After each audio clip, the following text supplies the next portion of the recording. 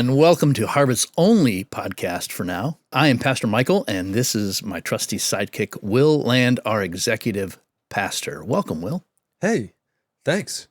Hope everybody's doing well out there. You might have noticed it's a different mic today. So we're still pick up the mic. Pick up the mic. We got Mike and Will, but it's a different mic. So you're Mike Harvey, not Yes. Mike Griner. Yes. So what's your role here at the church, Mike? I am campus pastor at the Petroleum Valley campus in, about 2 miles north of Karnes City. Yeah, so that's like in between, well, it's a little bit north of Butler, but it's like in between Butler and Katanning, right? Not really. I would say if you were to triangulate between Butler and Katanning and Karnes City, it really is like a triangle. That's the northern end of the triangle. Oh, so about a half an hour each way. It's significantly north of Butler. Yep, about half an hour. Cool. Well, I want to spend a little time introducing you. Okay. Since I'm not sure. I assume everybody knows who the wonderful Mike Harvey is, but maybe not. So how long you been with Harvest? I'm in my 8th year with Harvest. 8th year? Yep. So you're one of the old hats around here. I am one of the old hats, and you can tell my hair is showing it. Yeah, we were discussing that before we started recording here, but you're officially now one of our longest tenured pastors. Yes. At 8 years, which is kind of surprising. We had a lot of young guns on staff, so. I think Rodney and Matt Cooper. And Mike Griner. Are the 3 longest. And Matt just like 3 or 4 months before me. Wow. Yeah. That's awesome. So tell us a little bit. How'd you end up here? Were you in vocational ministry long-term before that, or was Harvest your first pastoral role? Or I've been in pastoral ministry since 1991. That's when I was ordained, and I was ordained in the Presbyterian Church in America, which don't confuse that with the Presbyterian Church USA. Presbyterian Church in America is much more conservative. I would say they would find themselves fairly aligned with some of our absolutes and even some of our distinctives. One of which that I know Mike hits home on a regular basis is female pastors. PCA does not ordain women pastors. Yeah, not to get into too much, church polity, but there's a lot of different presbyteries out there, right? Presbyterian denominations. So PCUSA is one of the biggest ones. Mainline. It's the mainline Presbyterian one, PCUSA, Yep. And they're very progressive. What we would say from a few episodes ago is heterodox. Right. So you're more likely than not to find a female pastor in a PCUSA church. As far as I know, I think they're also doing gay weddings now, all sorts of that stuff. So PCUSA would be much more liberal. Yeah. Faded away from biblical truth. Yeah, PCA broke away from, there was the PCUS, and then there was the Presbyterian Church, United Methodist. No, that's not a real denomination. Presbyterian, the United Church, and the North and the Southern Church, Presbyterian churches joined to make the PCUSA. And believe it or not, the PCA started their division from the mainline church right here in Pittsburgh, Pittsburgh Presbytery. Intended to ordain a pastor who would not affirm the deity of Jesus. Whoa. Yeah, and they passed him. They approved his ordination, and they sent him off into pastoral ministry, and he would not affirm that Jesus was God, the Son of God. Yeah, yet he was being ordained as like a minister of Christ. Right. It's so ironic. Yep.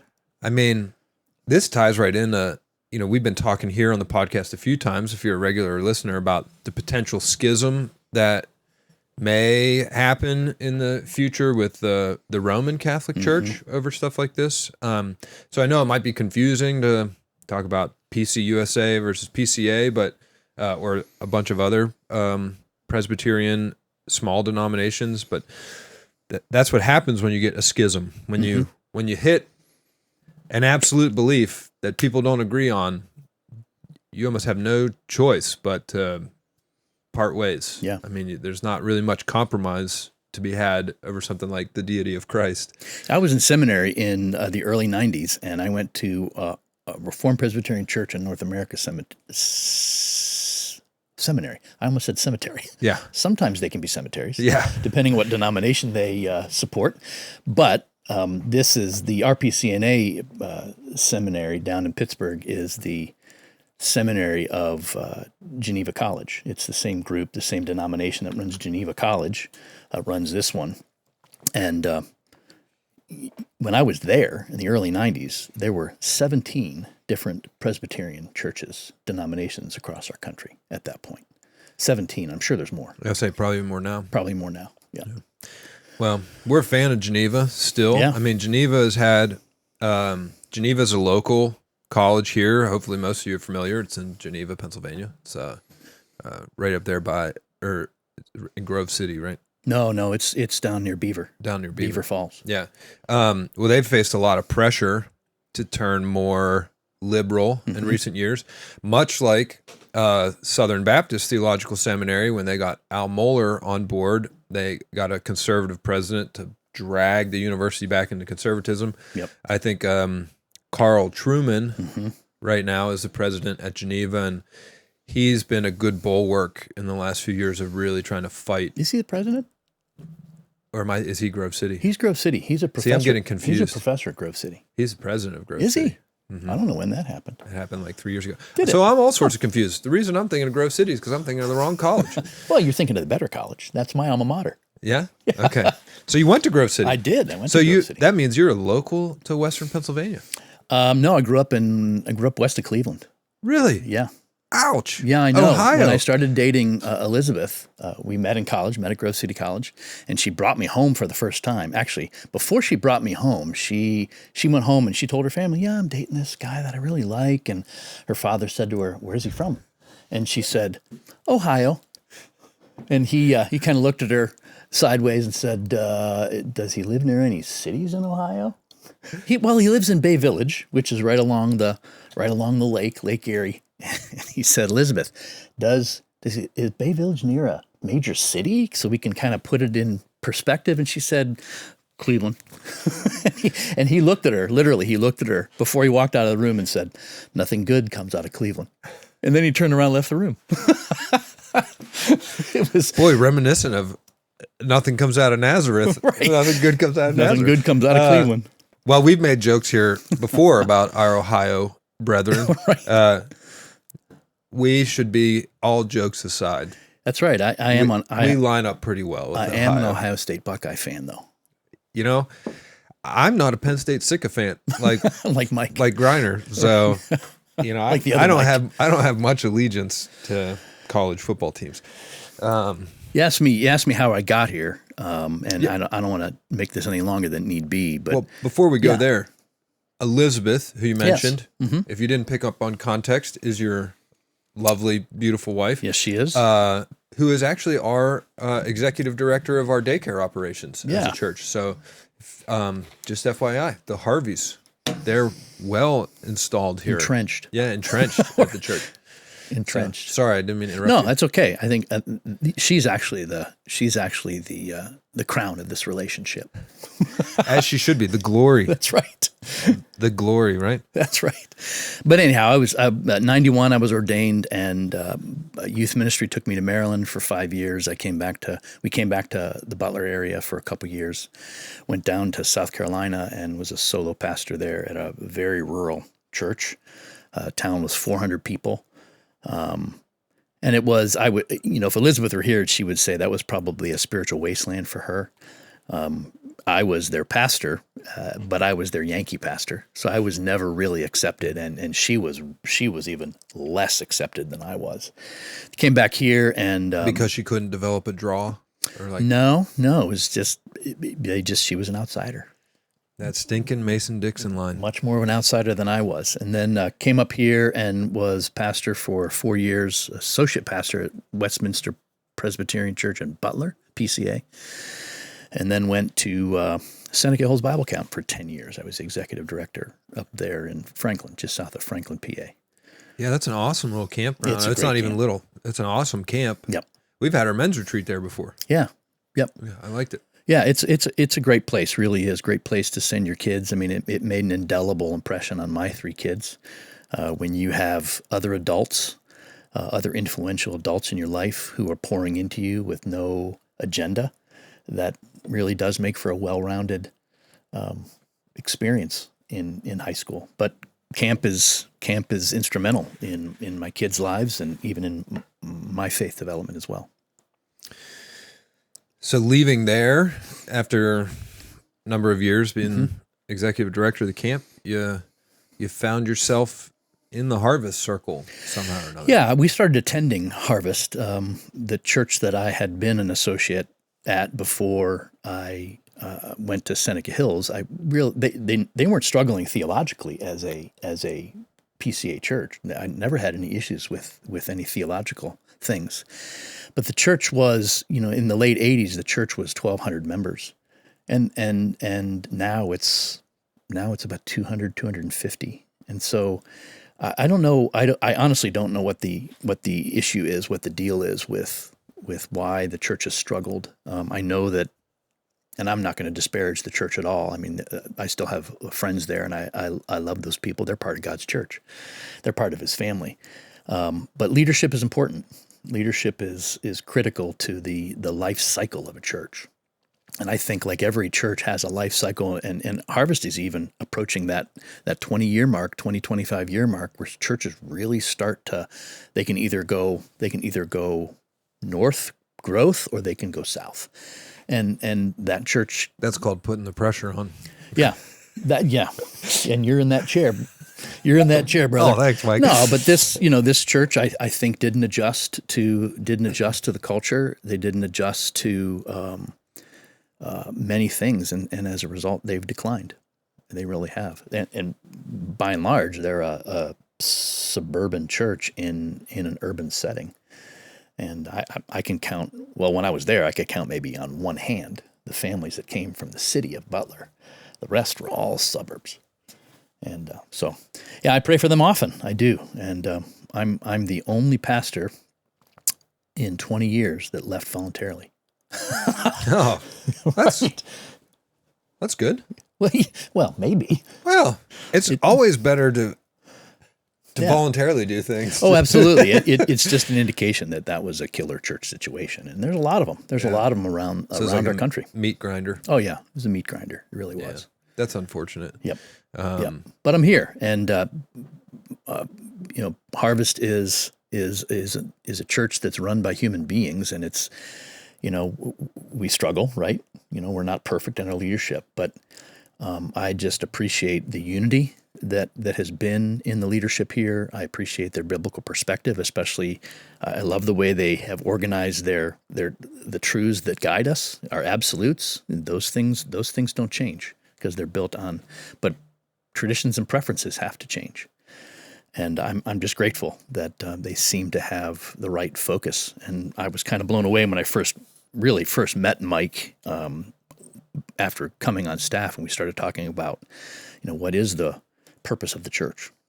And of course, people were like evangelism, discipleship, missions, all this stuff, and those are all important things. I mean, Jesus' mandate to his disciples was go and make disciples, but even that is a means to an end. The end is building the church. Yeah, building a healthy church. Yep. And so that's the right North Star. And so I'm grateful to be connected with a group of men and women who don't let that go.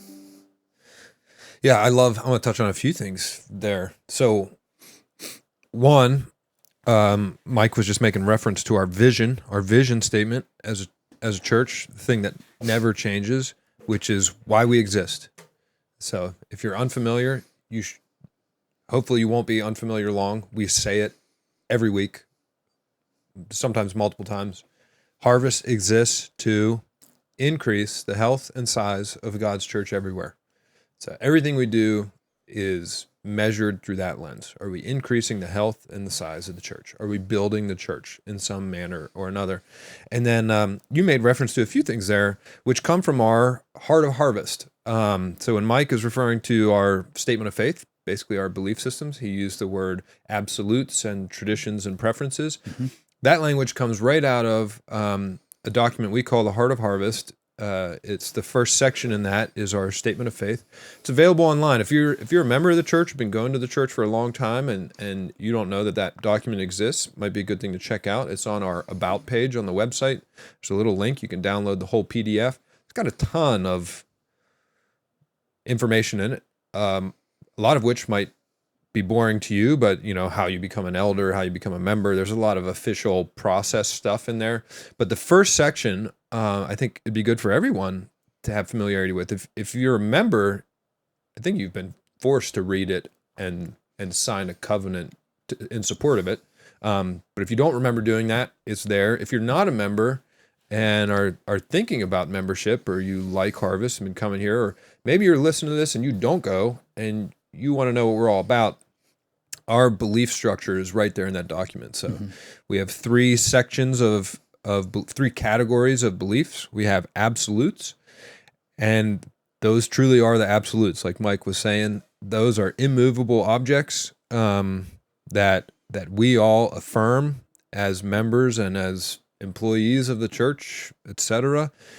And we try to be very particular that those absolutes shed a lot of what we would view as like denominational distinctives.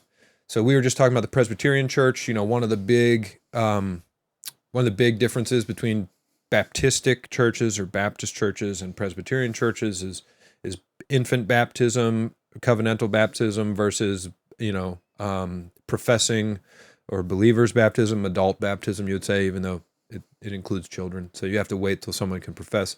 That doctrine is not in our absolute section. So, we can have members in good standing who would consider themselves Presbyterian. You could conceivably be an elder here. You could definitely be on staff, a ministry leader, because those fall in the second category of beliefs, which are convictions. So there's a category there of convictions, which are, this is what you're going to get taught and is what's going to be preached from the pulpit here, as far as some of those distinctive beliefs.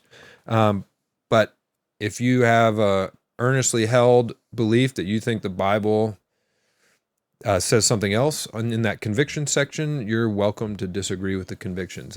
That's just outlining what you're going to hear from the pulpit and be taught here in a teaching ministry. And then Mike brought up traditions and preferences. That's our most loosely held category of beliefs, and that's really where the culture of our church comes. I mean, style of worship. Yeah, style of worship, what we wear on Sundays. We're not a suit and tie church on Sunday, nothing against suit and ties. It's more of... Except that they're itchy. Yeah. They're itchy. And... if you have a cheap polyester suit, it's itchy. So the traditions and preferences section, those are subject to change. They have changed over time. They will likely continue to change if we're doing our jobs well. So that's culture of the church. So anyway, we used to go over that stuff. That used to be the sum total of our new members class, where we'd spend 13 weeks working through the Heart of Harvest, and we strayed away from that a little bit. We just handed it to people, and we had 4 sessions called Grow With Us. And I think there is a desire to kind of move closer to at least being more intentional about communicating the Heart of Harvest in the context of our new members class. I know I do it already. And I make a strong point, and I don't know if I should be as strong about it, but I always tell people, if you struggle with any of the absolutes, then Harvest is probably not the church for you. Yeah. At the very least, we need to have a conversation about it and understand where you're at. So it's great. It's a great potential question or material for questions. So as you guys look at those, if you have any questions about our statement of faith, or maybe you're a member and you weren't familiar and you read them and you don't understand one or have a dispute with one, throw a question out here. We'll talk about it on the show. That'd be awesome. Well, as we get into today's episode, I just want to let everyone know that I am extraordinarily biased to the Harveys. So fun fact, Mike Harvey was my first pastor here as just a congregant at Harvest. So when I started attending Harvest for a very short period of time, came to the Katanning campus and quickly moved to what at the time was the Freeport campus, where Mike Harvey was the campus pastor, and Mike's who took me through that 13-week membership class. So I think we did it in 6 weeks, though. I don't even remember. Yeah, because we got all the worship team members who couldn't do it on Sunday morning. Right. And they came to my house. We sat on our back on the deck, and we went through the Heart of Harvest, I think, in 6 weeks. And we put through a ton of hours doing that. Yeah, it was intensive. I actually went through it with some of his children. Yeah. And I'm still very close friends with the Harvey kids to this day. And Mike right here beside me, folks, is the one who dunked me in the Allegheny River. I did. As I was born anew in did. 2018. So that's a memory I'll never let go of, and I'm eternally grateful for this man and his wife. So it's an honor and a pleasure to not only be here with you today, but be working for the same institution now. I agree. Awesome to have you. So you're here today because Mike's on vacation. Yes. Mike Greiner, and here in the recent past, whenever you guys are listening to this, you got to preach. I did. You got to preach at all the campuses on the live video screen. In Luke 2. Yeah, Luke chapter 2, I think 1 to 20 was my text. Luke 2, 1 to 20. So what happened in Luke 2, 1 to 20? Christmas. Man, we just can't Jesus get enough Christmas That's here. right. Christmas. In fact, that's how I welcomed and introduced myself at all campuses. I walked on stage and said, "Merry Christmas." That's awesome. That's awesome. So what stood out to you in that text? Anything you want to dig into more from what you talked about?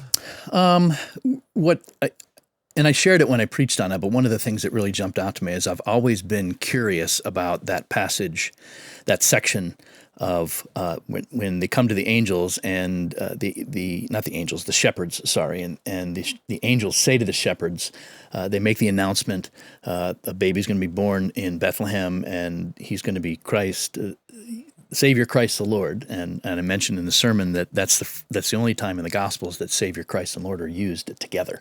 Really? Yeah. The other thing that I've always asked is the statement that the angels say to the shepherds is, this will be a sign for you. You'll find a baby wrapped in swaddling clothes and lying in a manger. And what does a sign do? Sign's a confirmation. But does a sign do anything else?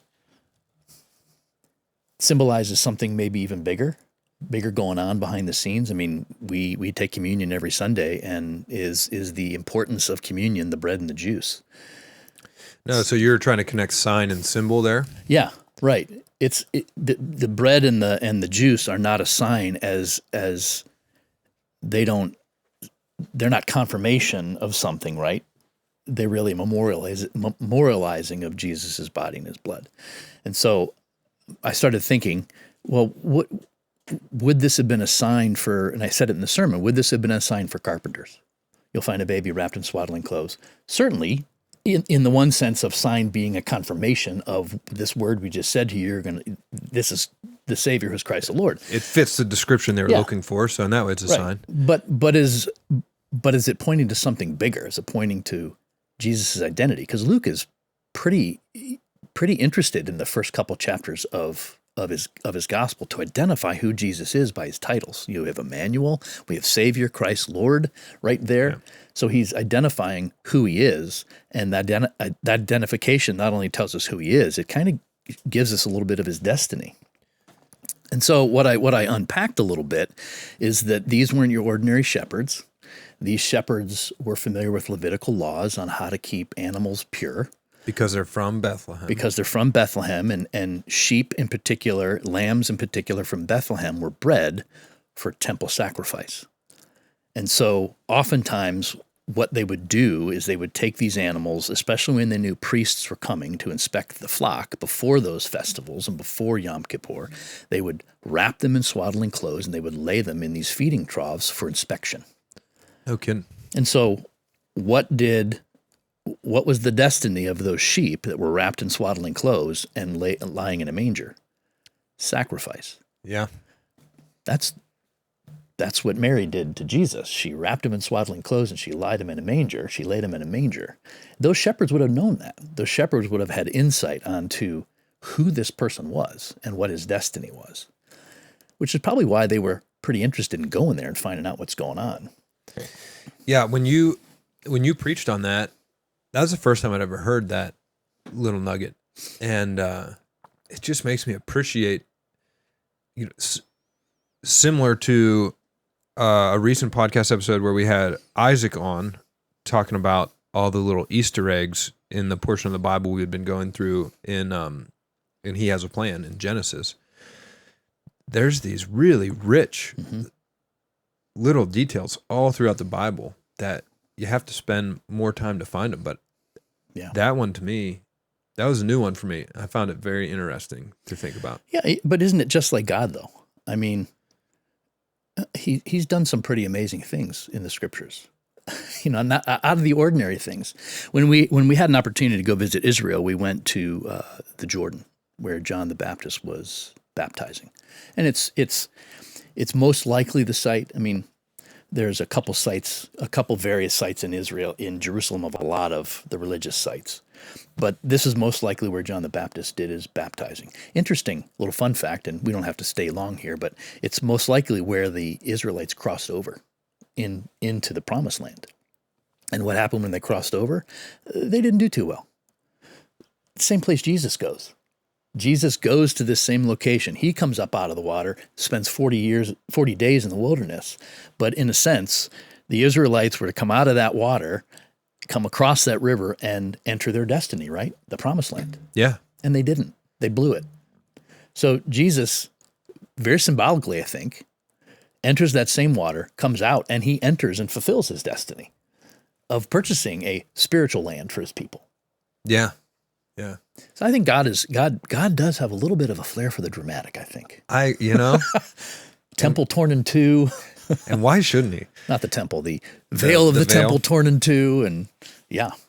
I love how it seems like providentially all the things we're touching on here in Luke, as far as the Jesus's life touching on the Old Testament story arc of the Israelites, seems to, not to be too dramatic myself, but it just, the he has a plan thing seems to be going right along with our preaching series in Luke. And that was not a plan, everybody. We are not that smart. But, at the time of recording this, although you guys are probably going to hear it, a week or two from now, we just finished up Joshua in the he has a plan, which is them crossing the Jordan. It's the exact episode that you're referring to. We just got an in-depth look at from the community group side of things. So, yeah, I think the Bible has so much to dig into in what seem like mundane little details that you can read 100 times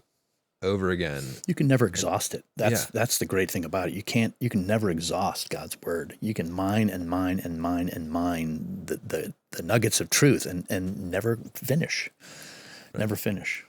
I think it's funny here that you call out that that this in Luke 2, the angels talking to the shepherds, is the one place where Savior, Christ, and Lord are all combined in one in one identifying sentence of Jesus, and it's to these shepherds who aren't going to participate in the story any further. And I'm sitting here wondering why, right? If the one thing I learned about the episode with Isaac was he likes to ask why. Why is this the only place that's said? And why only to these people? And I think as we're going to jump to our next segment with the Bible study further in Luke, it seems like Jesus, in some parts, wants to be somewhat cryptic about his destiny and identity as he goes about his mission in his 30s. And so maybe that's why this is the only group that gets the fullest picture of his destiny, the wrapped in swaddling clothes, put in a manger like a spotless lamb, being inspected and prepared for sacrifice. So they get that insight that's, most meaningful and apparent to them as these particular shepherds of spotless lambs. And then that they get the full on, this is, your Savior, your Christ, and your Lord. So they kind of get the big revelation. And I actually think it's also the only place in these birth announcements with Mary and Elizabeth where multitudes of angels join the heralding angel that's bringing the news and worship. Yeah. Yeah, because when Mary and Elizabeth talk to the angel, right, or when Zechariah and Mary get to talk to the angel, there is no fanfare of a whole there's no choir host of there's no choir, that shows up and starts singing. So and my point in the sermon with that is why. I mean, I didn't go into it deeper, but why was there this choir of angels? Well, I mean, angels have been longing for this time. I think they've been longing for the birth of this Messiah too. I mean, they have insight into the plan, although they're not sovereign, they're not omnipotent, they're not omniscient. I don't think angels are omniscient.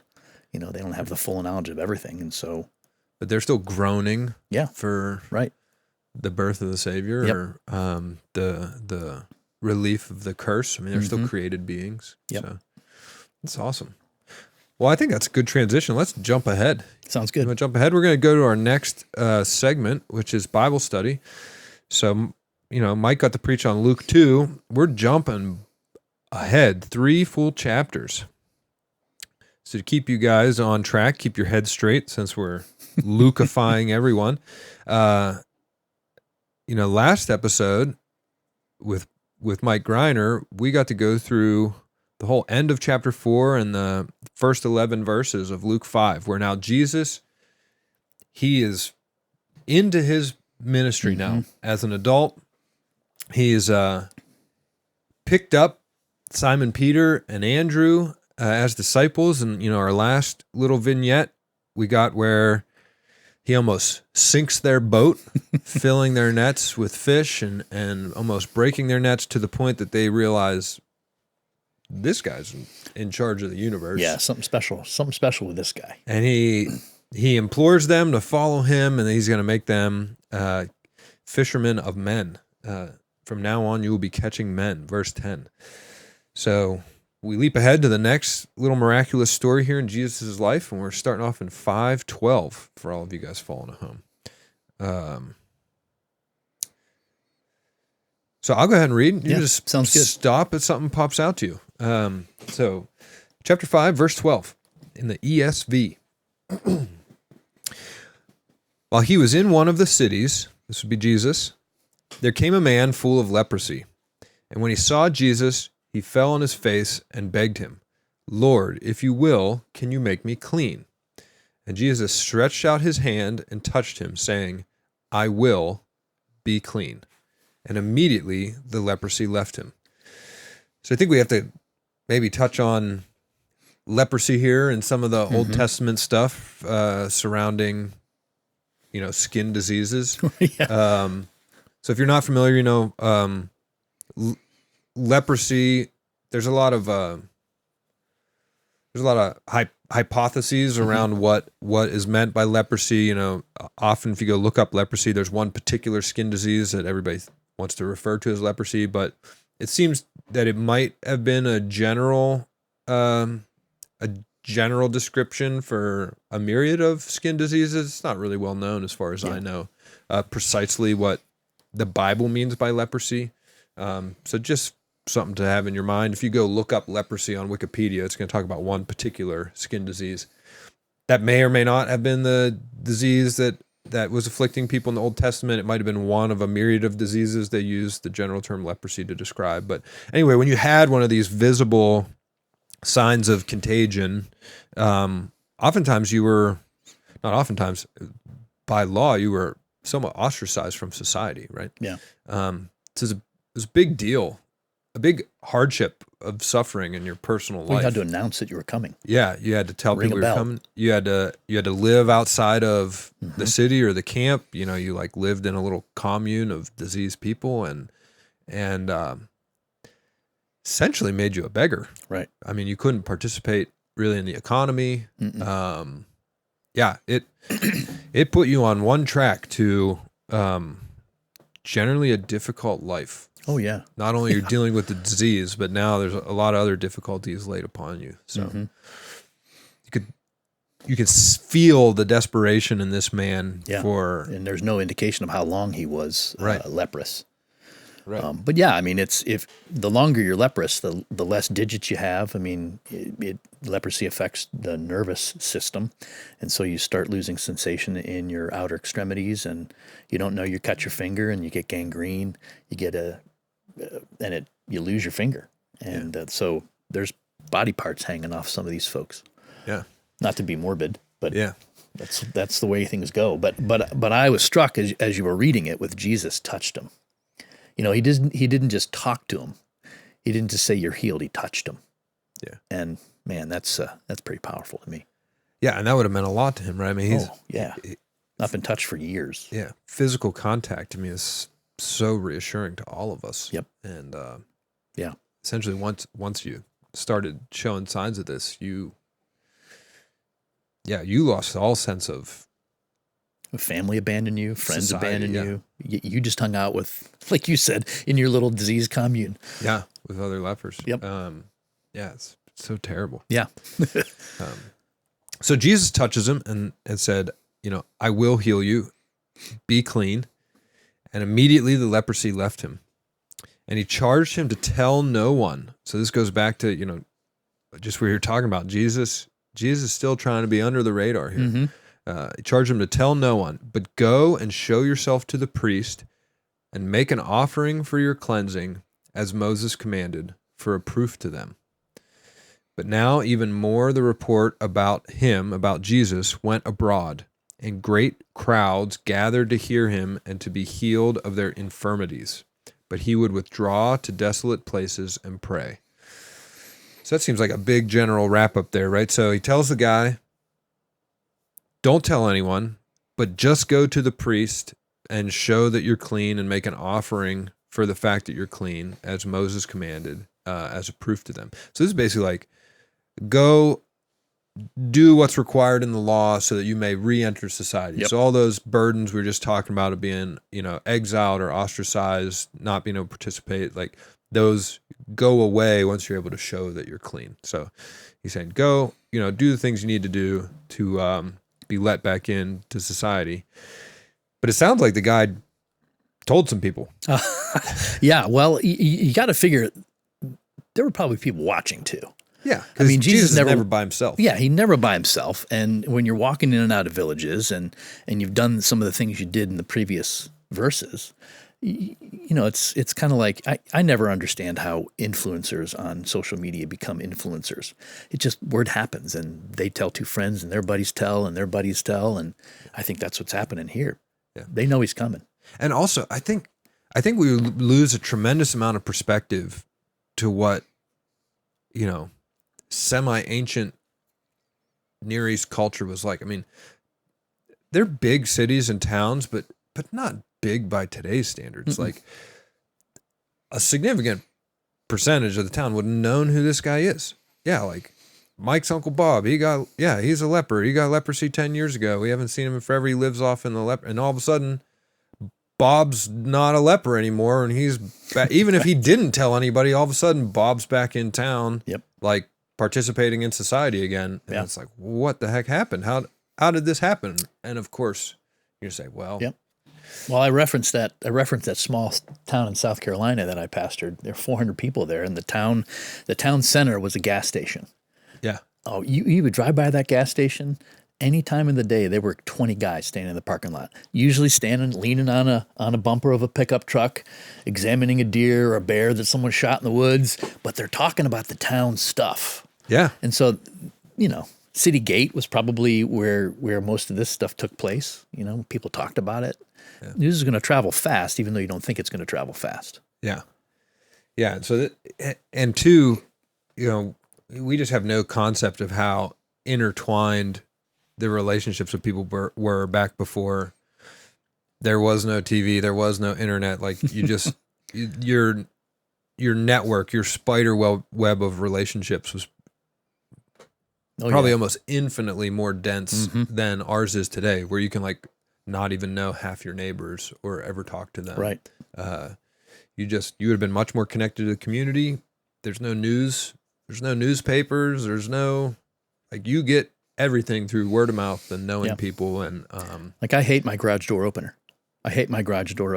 You know why? Why is that? Because I can breeze in and breeze out and really not ever have any contact with anybody outside my home. Yeah. I drive up, push a button, door opens, get in the garage, push a button, door closes, and I'm isolated from the world. You're in your little capsule. I'm in my little cocoon. Where it's almost like an affront when someone knocks on your door. You're like, who is knocking at my door? Why are you bothering me? Or my doorbell's connected to my phone, and my phone is buzzing and chirping all over the house. Yeah.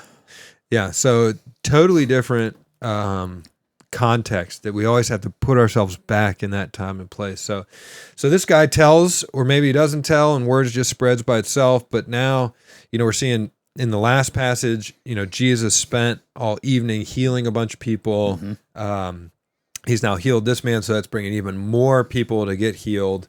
And he kept preaching the word, right? And it says right here, I think, it's good to note, we're going to see it in multiple places in all the Gospels, that Jesus continually finds time to withdraw, to go be alone and pray. Yep. Yeah. Well, let's just think about some of the ragtag people that he's got starting to assemble around him. I don't know how many disciples at this point he has. Yeah, probably. He's got a few, right? I'm trying Most to think of the other Gospels. Does he have Simon the Zealot yet? He's going to, shortly after this, when he heals the paralytic, he's going to call Levi the tax collector. And so you've got potential disunity amongst your 12. And so he's got to deal with Simon the Zealot, who wants him to pull a sword out of his pocket and kill the Romans. And he's dealing with other factions in the groups of disciples, and he's being pulled. His agenda is being pulled. Yeah. And so he needs that. He needs the time to step away and be reminded, this is my agenda. Yeah. Yeah. To stay in alignment with the will of the Father. Yeah. Right. And we see that in his words later, but it's always, I do the will of the Father. So have you ever, and this might be an applicational piece, but I remember prior to graduating college and going to seminary, pleading for God to show me his will. Lord, show me your will. Show me your will. I remember Elizabeth and I would pray in the chapel, Lord, show me your will. Which seminary do you want me to go to? You want me to go to St. Louis? You want me to stay here in Pittsburgh? I was accepted at both those seminaries. And I get that question all the time. What is God's will? In fact, I read someone posted something on Facebook not too long ago, and I know their kids are at a place right now where they're struggling with, what does God want me to do with the rest of my life? Jesus never asked that question. You know why he never asked that question? Because he was always centered on his Father. And I think my feeling is, can a Christian who is centered on his Father, if I'm seeking first the kingdom of God, can I truly be out of his will? No. And so does it matter? Does it matter if I'm centered on and focused on loving God with all my heart, soul, mind, and strength? Then I can go and make blue tip matches and God would be pleased. Yeah, absolutely. It's funny. This is a huge topic. There's a huge, in community groups and talking to any Christian ever, you see a lot of people trying to seek the will of the Father. I would say personally, I've never had Proverbs existential crisis. I haven't,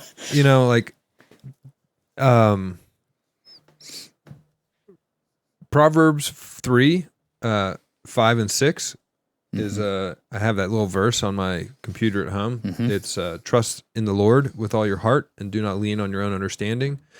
In all your ways acknowledge him and he will make your paths straight. I've always just been a big proponent of exactly what you said, like acknowledge the Lord, seek first his kingdom, and then, use the gifts and passions that he's given you for maybe like the area that you're best suited for, most interested in.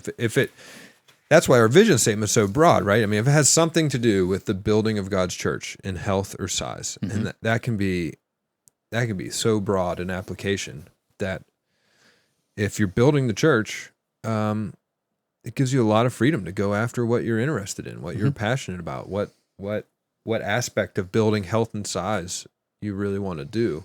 And there really are so many people out there, Christians, well-meaning Christians, that hate their jobs. Yeah. They wake up in the morning, it's like, oh my gosh, and they grumble and complain about it. And I think, wait a minute, okay.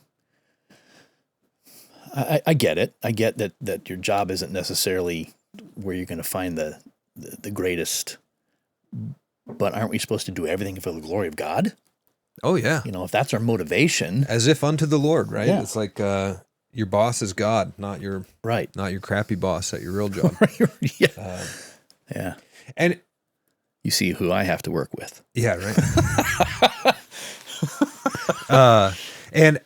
And I've always been a huge proponent of, I forget if it's in Thessalonians, or, just strive to have an ordinary, quiet life. Like, Yeah. there is absolutely nothing shameful or embarrassing or that you should feel guilty about, like working a normal job in a normal place of business where you're an honest actor trying to represent Christian morality, evangelize to people, build relationships, invite them into your home, invite them to church, become friends with them. Support, like, there's no problem, working at the insurance office down the street.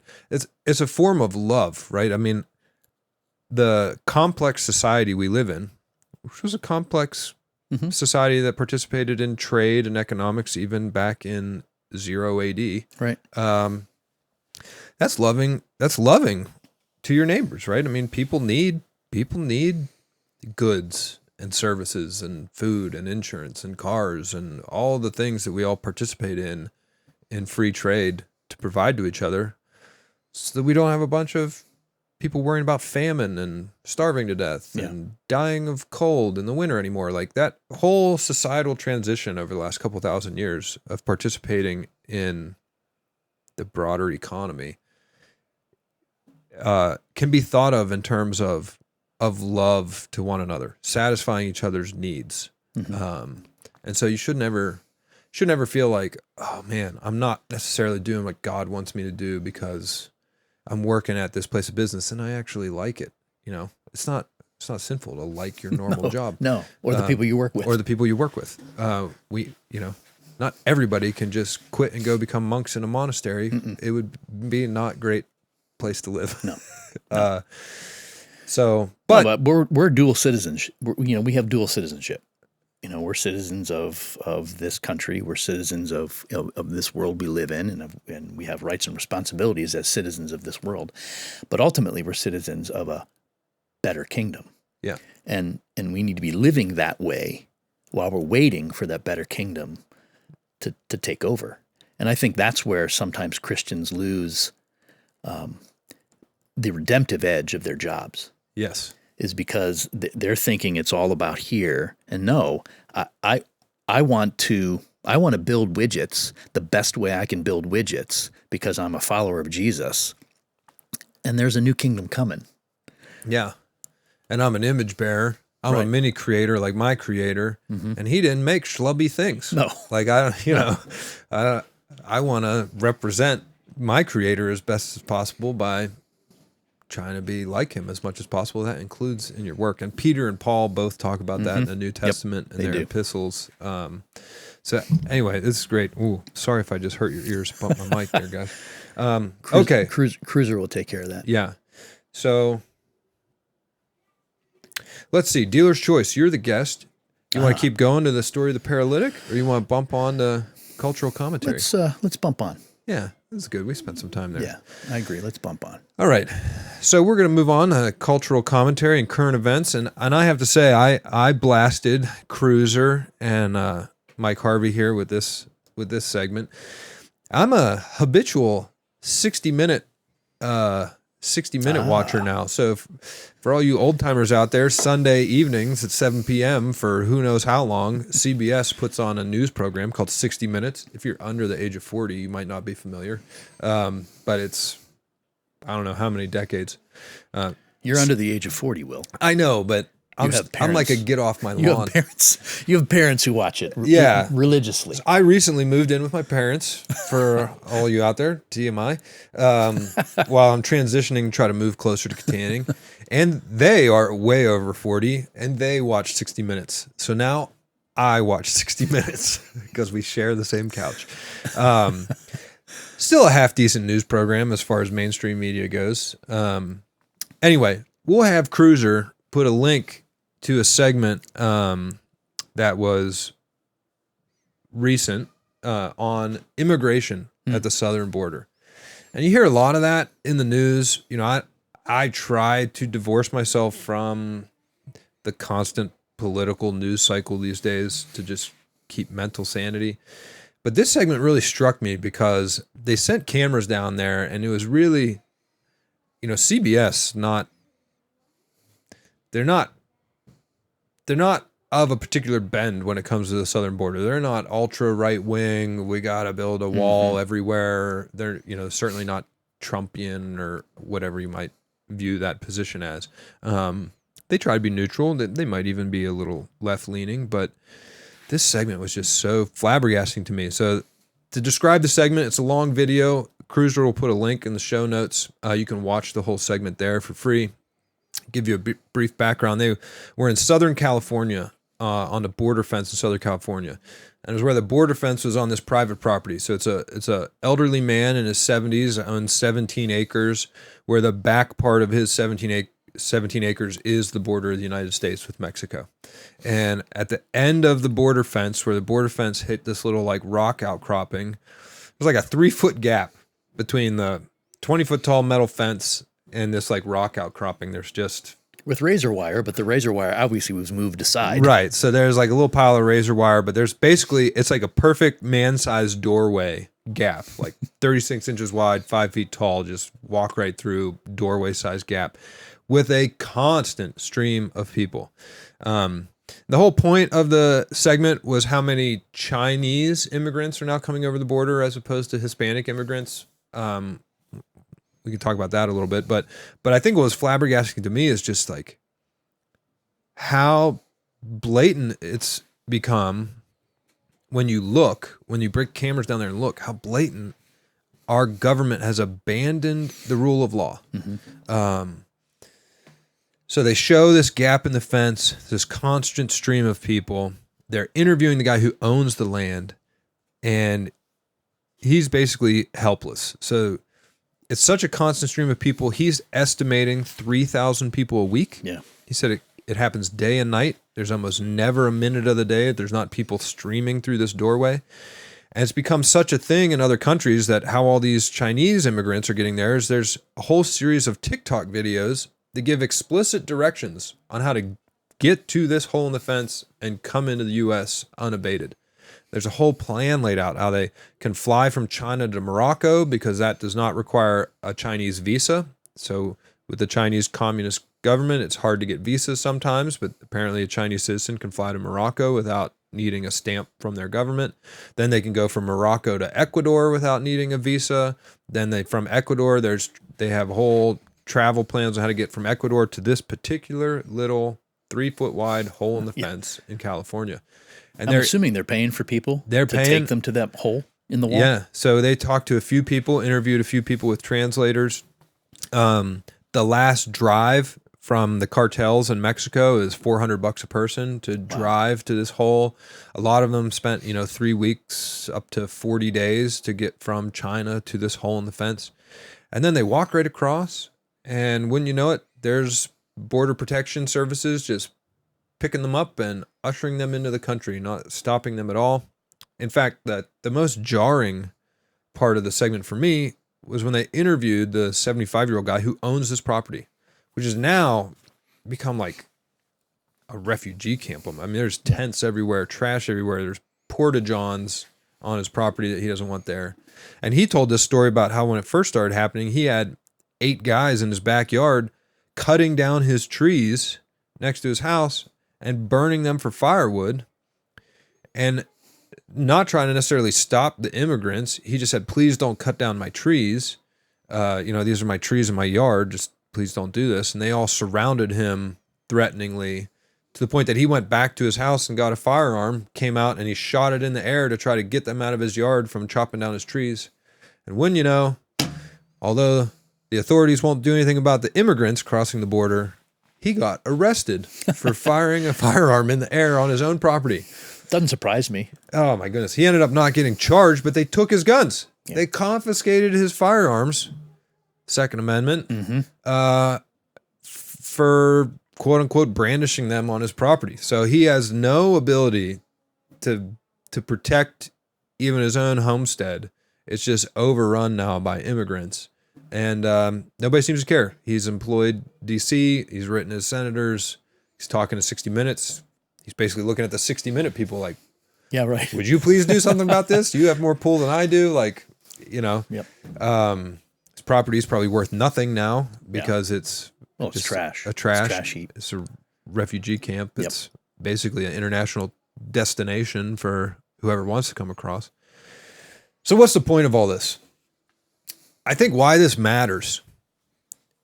One, I think it's required of all of us as citizens to know what this country was founded on. So when you hear people refer to the United States as a democracy, the reason some of us old fuddy-duddies or not so old fuddy-duddies tend to always retort, we're not a democracy. We're not a democracy. What do they always say? We're a republic. And the reason we say republic, because it matters. So we are democratic in certain voting practices. Certain of our procedures are democratic. But a democracy means that the people, the demos, so democracy comes from demos. Demos is the word for people. The majority of the people get to define what the law is at any one time. Republic, the word republic comes from the law having the ultimate determining factor over all the people, including those in government, that the law supersedes everyone. Justice is a finely dressed lady with a blindfold on and scales in one hand and a sword in the other. It doesn't matter who the people are. We're trying to make everyone without partiality, which is a biblical principle, no partiality to the person or their stature, that the law is the ultimate arbiter of how we behave. And this is people at our highest levels in government just totally abandoning the law. The law need not apply anymore. And so it's really emblematic when you watch this video. I couldn't stop thinking that this is just a microcosm example of the total collapse of our whole ideal of government. I tied it right in my brain to the fact that all you seem to hear in the news anymore is people saying democracy. We have to protect democracy. We are spreading democracy. America has been the biggest, spreader of democracy around the world. Well, democracy is not inherently good. Why, Mike? What do we know as Christians? Humanity's sinful. Humanity's sinful. So selfish. So if democracy is your actual way to organize, where the people, the demos, by majority plus one or 50% plus one are in charge. Might makes right. People are sinful. Right, but then again, if that is the rule, might makes right. It's whoever can scream the loudest or has the most power, those are the people who are in control. So this is your calling from your one pastor who's pretty passionate about this. Don't get slowly moved in this direction where you think democracy is what we're all about. Democracy can be just as tyrannical as anything else. Democracy is two people telling the third person, we want all your stuff. And that's legal and moral because 2/3 of us said we want to take the third person's stuff. All of a sudden that becomes right because democracy, right?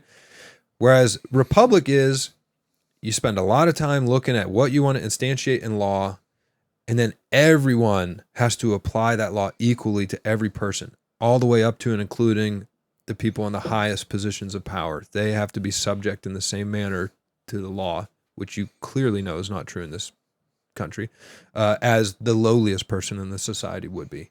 The law is at the top. And so that's what we want to focus on. But anyway, and we have representatives that are supposed to represent the demos, right? And that's why you and I, as citizens, can have a voice. But can you imagine what would happen if we tried to get every citizen of our country to sit down together? You couldn't do that. So you have to have representatives who go and speak for the people, and that's why we are a democratic republic. Yeah, and everybody. Most people have experienced like mob mentality, whether even on the schoolyard playground, right? Or if you've ever gone to a political rally that turned, we get, even Christian political rallies, you get people not acting very Christianly, right? Yeah. Because you get emotions riled up, right. and Yeah. I So don't know. how do we respond to it? I mean, how do we respond as Christians? What is our response? You know, how should we look at the situation there? You know, I think very practically on one stance, but I also think, you know, don't push me down that conspiratorial lane. You know, I personally think this border crisis is just one small piece in a bigger chaos theory, so to speak. And yeah, again, you know, my wife yells at me because I sometimes can be more conspiratorial than I should be. But anyhow, my first question is really, how do we respond? How do we encourage people to respond in a biblical way? Does the Bible address this in a way that can inform us on how we deal with it? Yeah, I think it does. This is off the cuff. I mean, the first place that my mind goes to is you love the person, hate the sin. Mm-hmm. So there's still people, you know, you want to love the people, but that doesn't mean you justify their behaviors all the time, right? I mean, we have rules. You might not like the rules. It might be an arduous process to change the rules. But if you're just going to say, well, we don't like those rules, so we're going to allow people to ignore those rules, well, then how do you turn to a different rule that you do like, that somebody else says, well, I don't like that rule, so I'm not going to follow that rule. Well, you say, well, that's a good rule, you should follow it.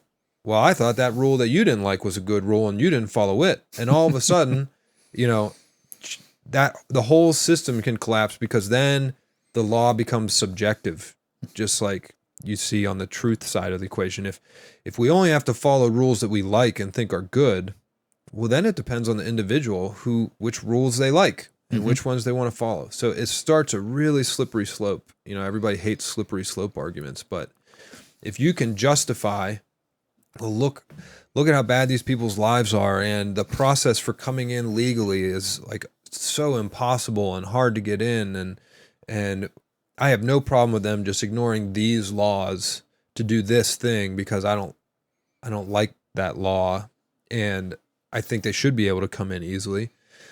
Well, that might be true, but then it would be hypocritical for you to turn around and look at a law that you do like and think everybody should listen to. Like, I don't know, I'm trying to think of one.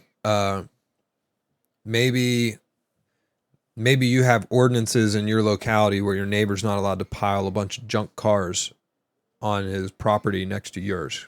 Like, maybe that's part of the township code. Yep. And you're like, that's a good law. I don't want my neighbor's yard to look junky. It reduces my home value, and I just don't like looking at it. Well, when your neighbor says, yeah, but I don't like that law, and I don't want to listen to it because it's a bad law, and I should be able to do this. And then you say, nope, go get him because he's breaking the law. Well, you're in support of people breaking this other law over here because you don't like it. You're a hypocrite, right? And one thing the Bible doesn't like is hypocrites. Yeah. So it also wants us to respect and honor our government, and like it or not, you know, those immigrants are breaking the law. Like that, it's on the books. Yep. Now our government officials aren't honoring the laws on the books, but we should honor the laws on the books, assuming they're not contrary to the Lord's will, like abortion, which we've talked about a million times on the podcast. Won't go there. Yeah. But certainly having a border and saying you can't cross it without going through a series of steps, because that's how you have a nation. It's how you had a nation even in Jesus's time, is not contrary to God's will. No. So you don't really have much argument there for like ignoring and not honoring your local government or your government in that respect. So you still want to treat the people nice. They're image bearers of God. We want to love them. But loving them does not necessarily preclude them from having consequences for breaking the law or requiring them to follow the law. Even if you don't personally like that law, you could work to change it through your representative processes. Yeah, I find a lot of times when you hit this subject on the internet, of course you're going to get a whole lot of varying opinions all across the board. But one of the things I found that even on Christian websites, the constant reference to Old Testament law. For example, this passage of scripture from Leviticus 19:33 and 34 is often used. It says, "If a stranger sojourns with you in your land, you shall not kick him out, but the stranger that dwells with you shall be like one born among you, and you will love him as yourself, and for you were strangers in the land of Egypt. I am the Lord your God." How do you respond to that? I mean, if someone comes and says, listen, we got to be completely and utterly compassionate to these folks. We just need to open the doors all the time. Just let them come in. What's going on down there is not a big deal. We need to be compassionate. How would you respond to that? Well, I think when you see that Levitical law play out in the actual Israelite move into the Promised Land, mm-hmm. part of the criteria for that sojourner to participate in Jewish society was subjection to the Jewish God. Mm-hmm. I mean, when you look at the story of Rahab or the story of Gibeah and the Gibeonites, which we were just learning about in the He Has a Plan, I mean, they had to acknowledge the one true living God and put aside mm-hmm. their other gods. Yep. So if we take that same application, and then they were allowed to participate and be part of Israelite society. So if we take that same application, if our whole society is based on the fact that the law is supreme, and then you're just allowing all these sojourners to come in who clearly, by their actions of coming in, show that they have no respect for the law, it would be similar to when Israel eventually does, after Joshua, let all the worshipers of false gods come in and keep worshiping false gods. Right. It ends up corrupting the whole society.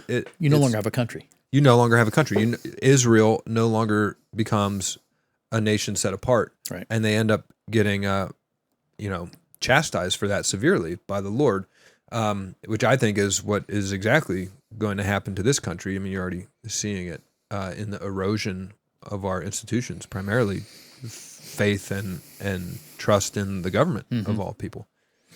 My one response to this verse, though, as I think about Leviticus, I mean, this passage of scripture is certainly applied to a theocracy. We're not the nation of Israel. The U.S. is not the nation of Israel. And so I can't necessarily one for one apply this to the United States. I mean, I think that becomes religious nationalism and to a certain degree of applying this. I mean, I think there's a general principle, and I should be compassionate for people who legitimately have a reason to leave their country and want to come in legally. I should be compassionate. I should try to help them, right? At least that would be my response. Is let's try to help them if they have a legitimate reason for being here. I did appreciate Trump's law. Stay in Mexico. Stay in Mexico until we process you. Stay in Mexico until we legitimize your reason for coming here, and then you can come across the border. We'll help you cross the border. We'll pick you up and bring you over. But now they're not doing anything. That video clip shows Border Patrol pretty much just turning a blind eye, standing 25 feet away from these people coming through that hole in the wall, and they're just turning a blind eye. Because the government, the administration has told them, you will not touch these people. In fact, you'll help these people get across the border illegally.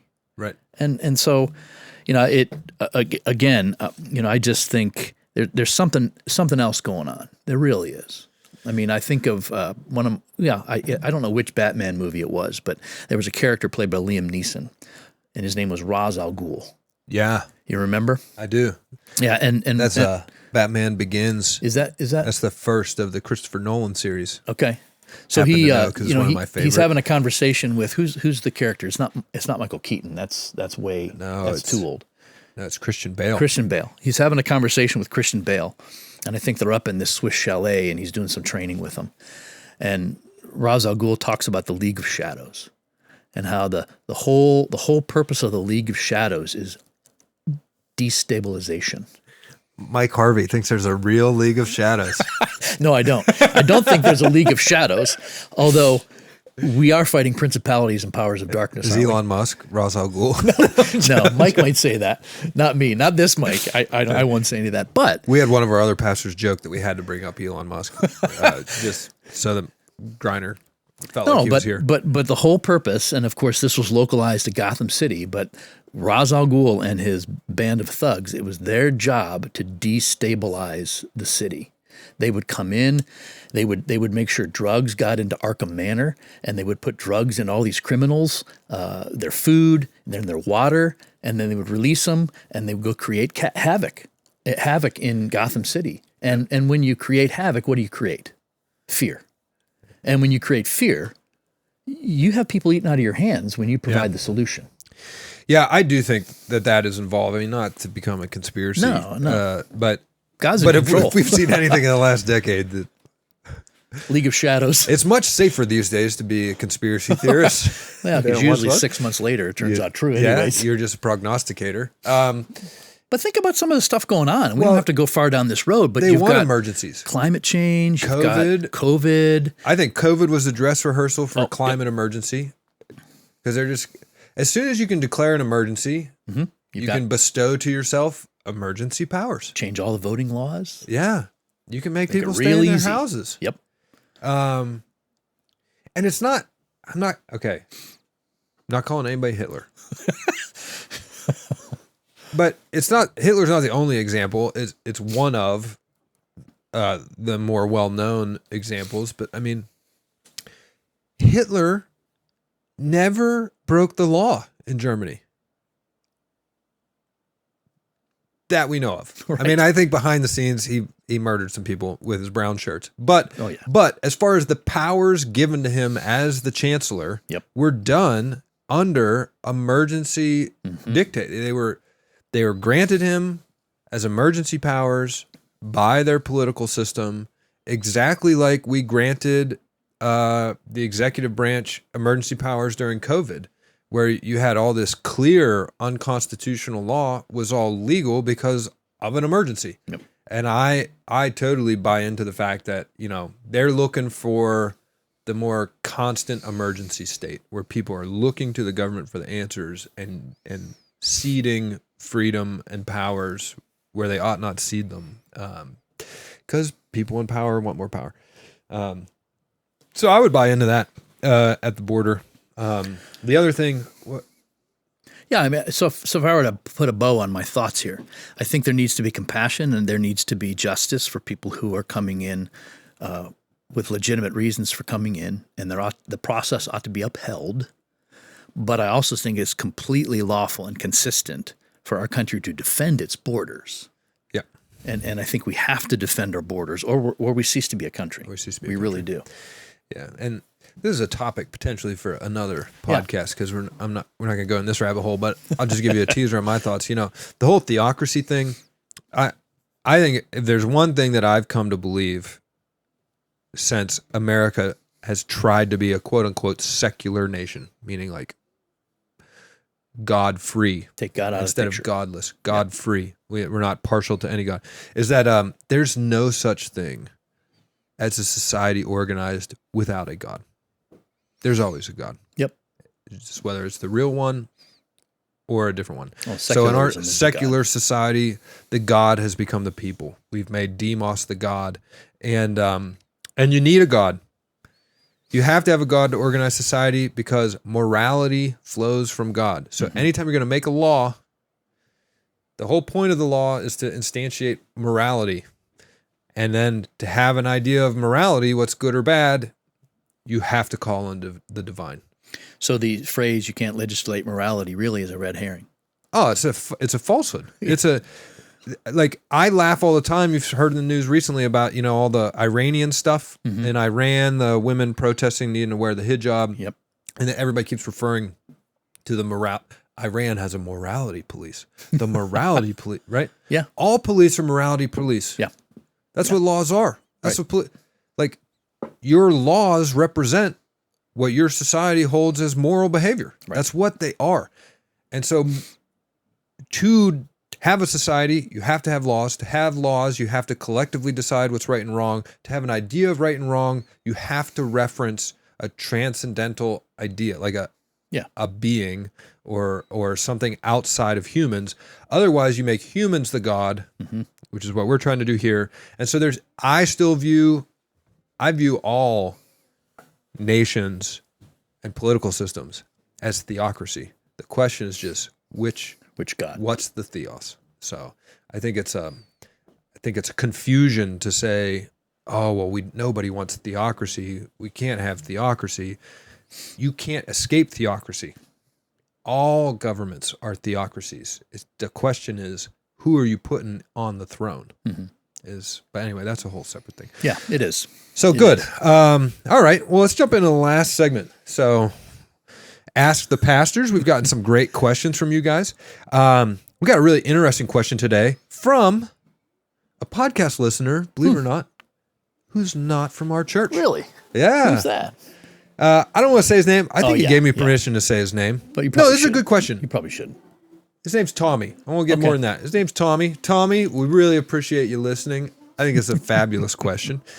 So we got to talk at length a few episodes ago about Mary and the Roman Catholic view of Mary. Yeah. And in that long back and forth that I can't quite remember, Mike or I said something about Mary not being the mother of God. Okay. Right? And he has a question about that particular saying. So the question is, I believe I'm correct in thinking that Mike is saying Mary is not the mother of God in opposition to the Catholic view of Mary. That she, the Catholic view of Mary being that she somehow imparted some sort of divinity through herself to Jesus.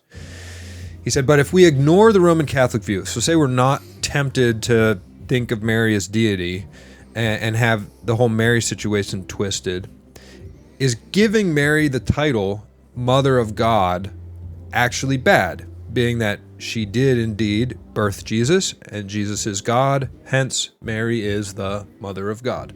So thoughts on that? Oh, wow.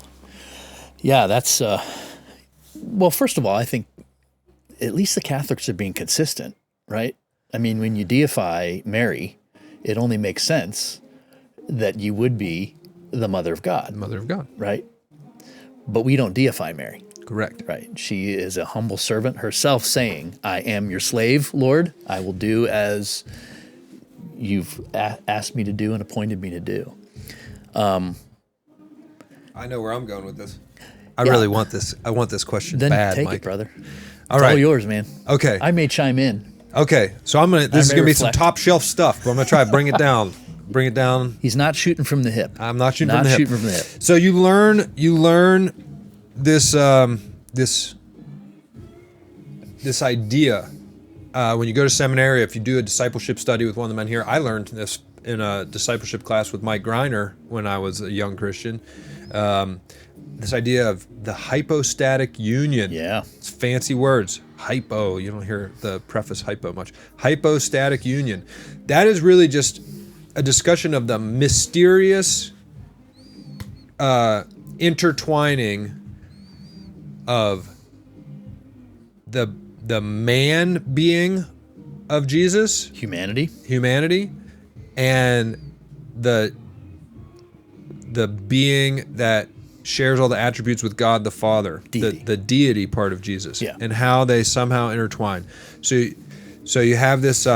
Jesus has two different natures, is how it's discussed. So, nature being attributes that are descriptive of this type of being. So, on the human side, he's got emotions, he's mortal, he's made of flesh and blood, he's limited in time and space, all the things that you're used to about yourself as a human. Right. So those are attributes of his human nature. You bleed, you go to the bathroom. Yeah, you go to the bathroom, you get sleepy.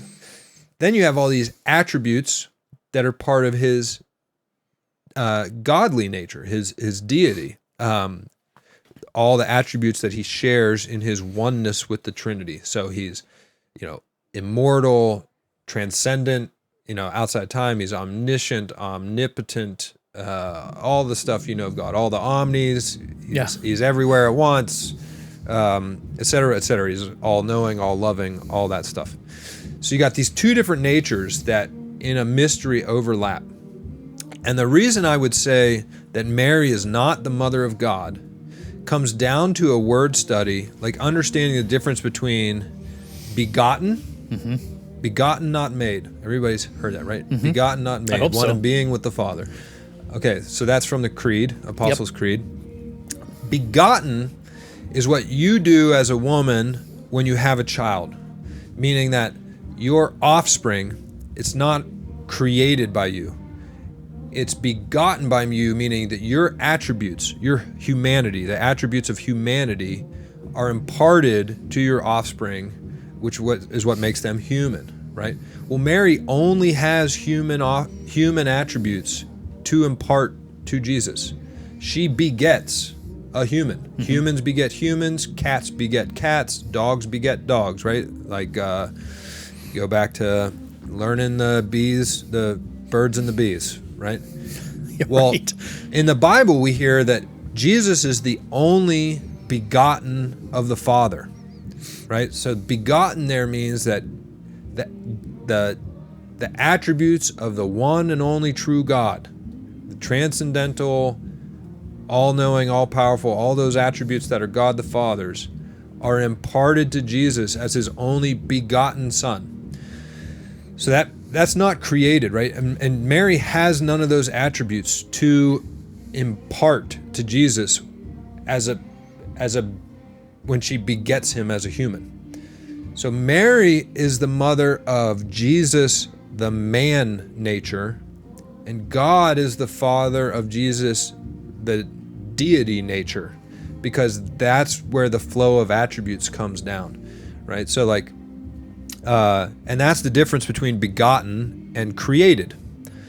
So when God creates man, he doesn't impart fully all of his deity attributes to us. We're clearly not God, right? Yeah. Just like when we go make a statue of a human, like Michelangelo makes statues, those statues can look like humans, but he didn't beget them, meaning that they don't have all the attributes of a human imparted to them because they weren't begotten by Michelangelo, they were created by him.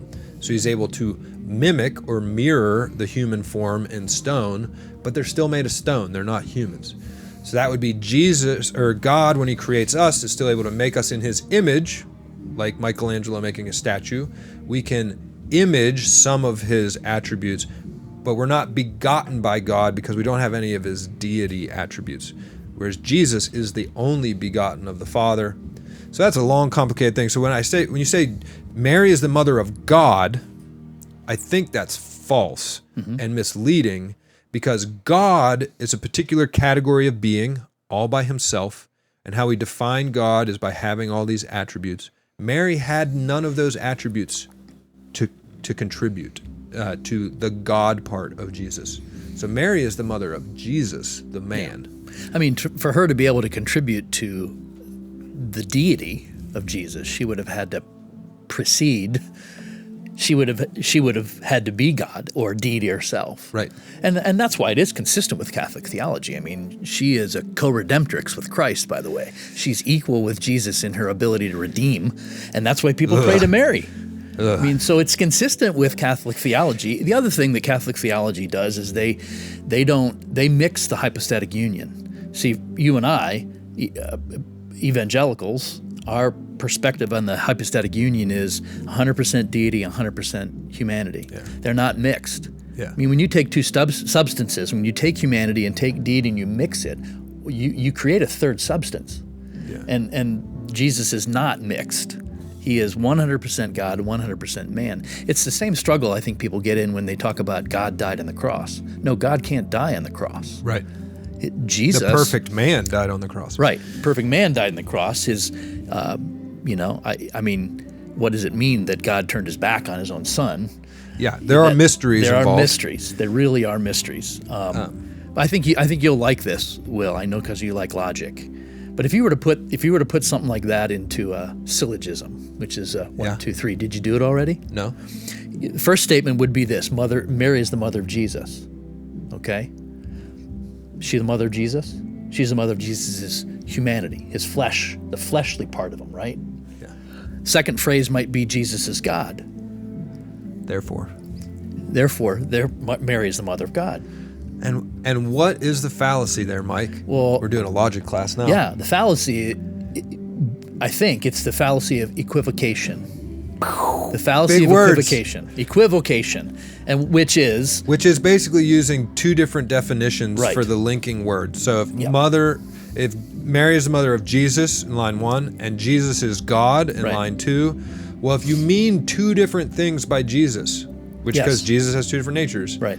then you're not talking about the same thing. So the link doesn't work. Right. So you're equivocating just means like the word Jesus in line 1, Mary is the mother of Jesus, does not mean the same thing as Jesus is God in line 2. So the two Jesuses there are using different definitions of Jesus.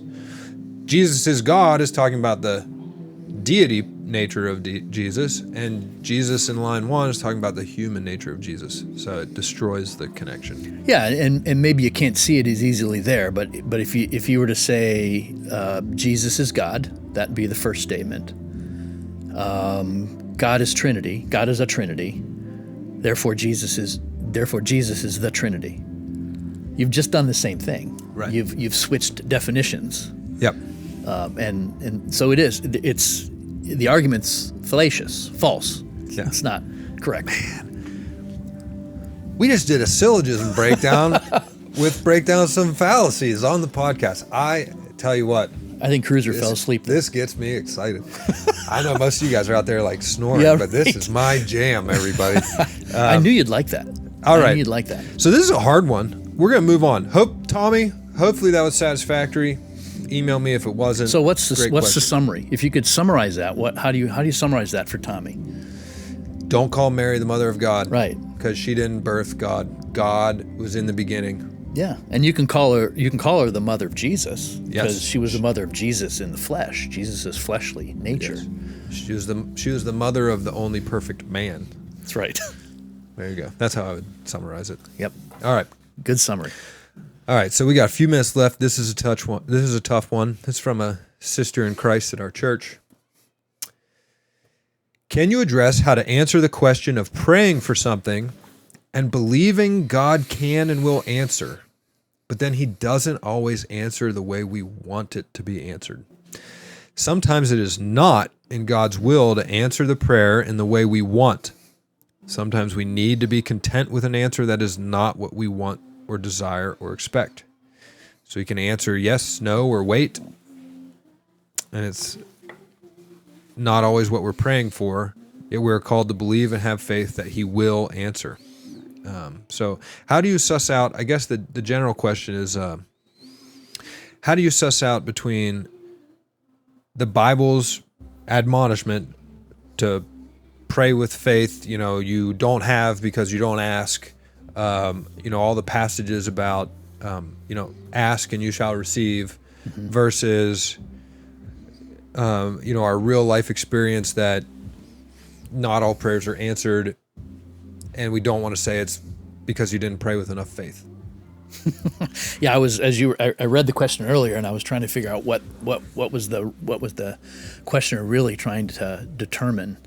It seems like a general question about prayer in general, and honestly, prayer is, when I sit down on an annual basis and I put together a spiritual growth plan. And I haven't done that in a couple of years because it seems like I was recycling one year after the other. Prayer was always on it because I feel like I have so much to learn about prayer. I've grown a lot in prayer. When I think about that question, I think, is that person more interested in God fulfilling their desires rather than growing in their relationship with God, which is what prayer is. I mean, ask what you desire. Doesn't ask presume a relationship. I want to give my kids whatever they want. I know that some of those things aren't beneficial for them, right? As my children, they would come to me all the time, Dad, I need this, I need this, I need this. But as their dad who saw the bigger picture, I could say to them, I don't think that's beneficial for you, and so I'm going to withhold it from you. And I think God does that for us. He withholds things from us, But what's the most important thing in my perspective on prayer is I need to be more desirous for the giver rather than the gifts. Because if I'm seeking him first and I get filled up with him, ultimately he's really all I need.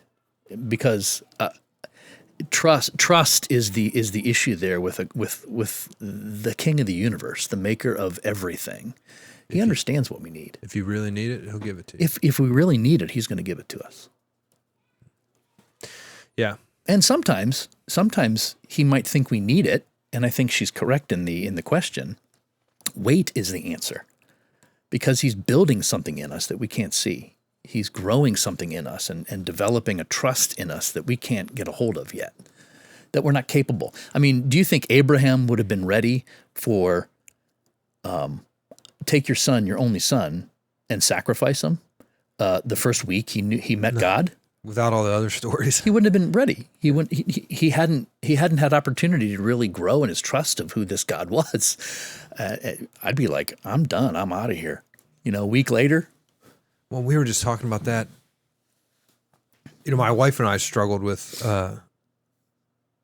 fertility, and we were talking about how, well, at least Abraham got told straight to his face, like, you're going to have a kid, right? Right. Yeah. She's like, I just wish we would have that. This is a while ago. And it's like, it wouldn't have even been enough for you then. I mean, Abraham waited 20 years from the first promise to actually have an Isaac. I don't think we would have made it 20 months. Like, Jesus could have shown up in all of his glory, us, wetted our pants, told us we were going to have a kid. And you're like, oh, hooray. And by like 10 days later, you're like, so when is that happening? Or it's like 20 years. So it's not super satisfactory all the time, but no. That's really just it. It's just like, if there isn't a God if he's not all good. Mm-hmm. They're tied together. I just had this conversation last night with someone else. Like, if you have any speck of lack of trust that maybe God isn't all good and doesn't want what's best for you, well, then you might as well just jump straight to there is no God. Well, it's the sin of the garden, isn't it? Yeah. God's holding out on you. Yep. He doesn't have the best plan for you.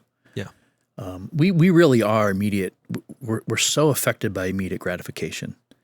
We really. One of my favorite authors is Dallas Willard. I know Mike has bashed him a few times because he seems to like telling people to go off into the wilderness and be a monk for a while.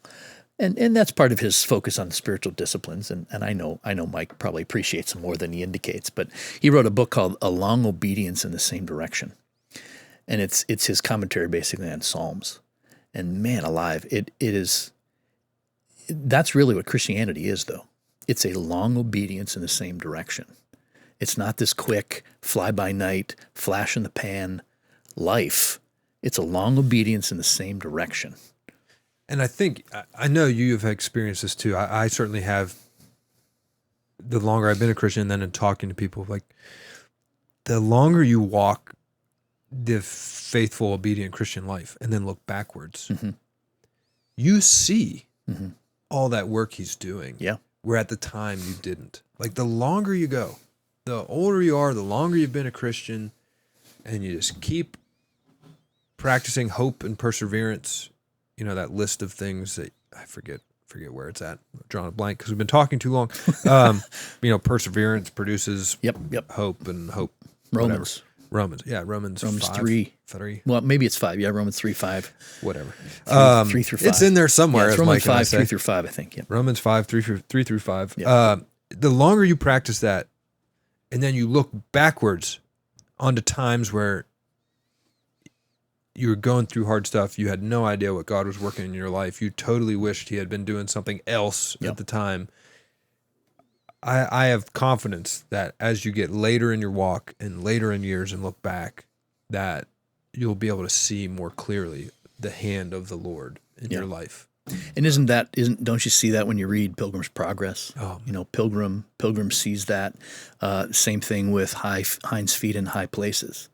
The Hind's feet, Much Afraid is her name. The shepherd changes her name, but she has this journey, and the shepherd gives her these two traveling companions. And the traveling companions are not the people she wanted. Sorrow and suffering were the traveling companions that the shepherd gave her. But when she gets to the heights finally, when the character in the book gets to the heights and looks back over how the shepherd guided her through her life, she recognizes, wow, he was right there with me the whole time. I didn't see how he was refining me. And I think unanswered prayer is God's way of refining us, is helping us really to trust the giver more than the reception of those gifts. Yeah. Man, well, I really appreciate you being here today. How do you finish this stuff? Because really, you could talk forever and ever and ever. Stuff just pops up, and you have rabbit trails here and there. How do you close these things? You just put say, a bow on bye, it like see this. You later. You tie it, and you say, Mike, it's been great. Pleasure to have you. I'll have you on again soon. Hope you all are doing well out there. Keep those questions coming in. Hopefully today was helpful, and we'll see you again soon. And I have probably not scratched the surface at all of walking in Mike's shoes, nor would I ever want to walk in Mike's shoes. So I'm sure you're looking forward to having Pastor Mike. I am looking forward to having Pastor Mike back in this chair. Yeah, don't sell yourself short. All right, everybody. We'll see you soon. Bye. Bye.